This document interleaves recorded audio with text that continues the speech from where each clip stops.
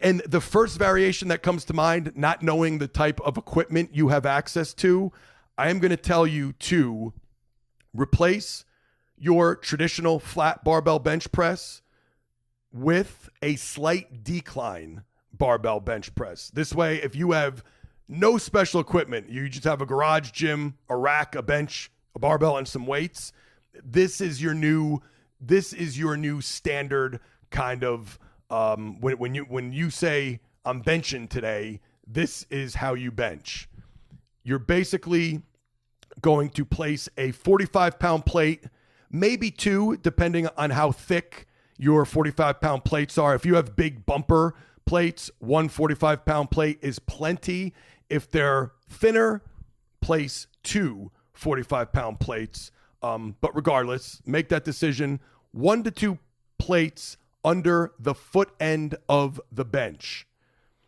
What is this doing? It's now declining the bench, right? Your hips are going to be a little bit higher than your shoulders. When you decline your body angle, even slightly like this, by as little as 3 to 5 degrees, it reduces shoulder pain, in my experience, over 90% of the time. Like, I could tell you, I mean, I've done this hundreds of times, but the first 20 athletes I showed this little trick to, we were barbell benching, say a football player has to get ready for the 225 bench test, and they're like, oh man, barbell bench bothers my shoulders. So I don't want to, you're in that bind where like they kind of have to bench. They only have a certain amount of time, this little window in their life to impress NFL scouts. So we don't want to do something completely different, but I certainly don't want to, injure the kid anymore either. In that situation, and it's happened plenty of times because I've trained thousands of football players, I would say 18 out of the first 20 athletes I showed this little trick to, declining the bench slightly.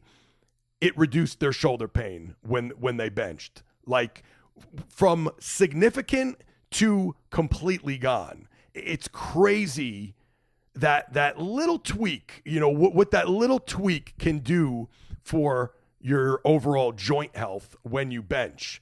And if you're wondering why does that work so well, I think it's because if you look at shoulder impingement, people talk about, you hear that term all the time.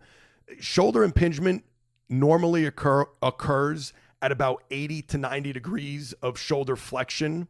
And this is where most people are when performing a traditional flat barbell bench press. 80 to 90 degrees of flexion, and then they lower the bar, usually a little bit too high on their chest. The bar lands a little bit too high on their chest, like they'll land it mid, at maybe an inch or two above their nipples, and you get that impingement. When you decline the bench, it sets you up in a position where there is less shoulder flexion and subsequently less pain, because it keeps them just outside, kind of just underneath that danger zone, if you will, of 80 to 90 degrees of shoulder flexion. Hopefully that makes sense. If you could picture somebody on a decline and say they're picture their upper arm positioning and then lowering that barbell just below their sternum, that position of their shoulders, their upper arms, that's just out of that danger zone. They're not at that 80 to 90 degrees of shoulder flexion anymore.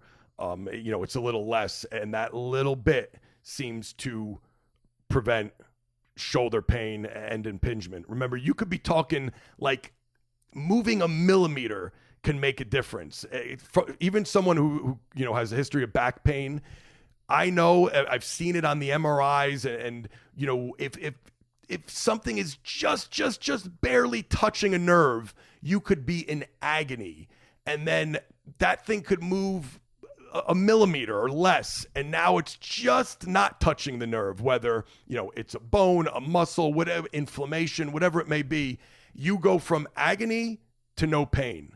And I use that analogy because I feel like it's the same thing with this shoulder impingement and pain when you bench. Just that little bit of difference in your upper arm positioning and shoulder flexion.